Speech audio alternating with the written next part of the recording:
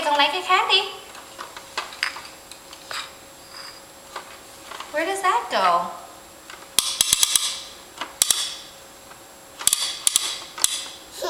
Oh, good girl. Good eye. Purple. Okay, Mama giúp. Look. You have to put it in like this. Okay, con đẩy vô đi. Giỏi, giỏi. Okay, next.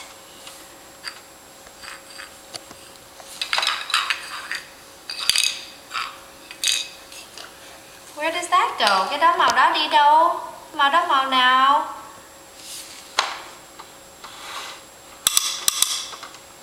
Oh, good girl. Màu hồng, pink.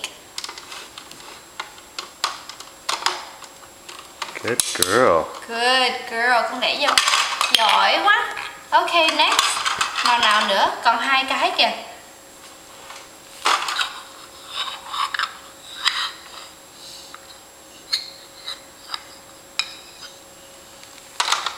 Để ở đâu?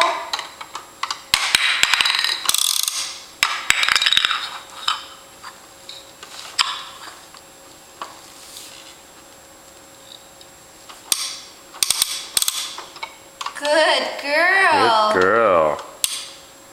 Mama giúp nha. Good Giỏi. girl. Ok, còn một cái nữa nè. Còn một cái nữa. Right here. Một cái đây nè. Yellow. Yellow mình để yellow đâu? Để yellow vô đi Mama cho. Yellow. Put yellow away. Xong Mama cho mấy cái kia.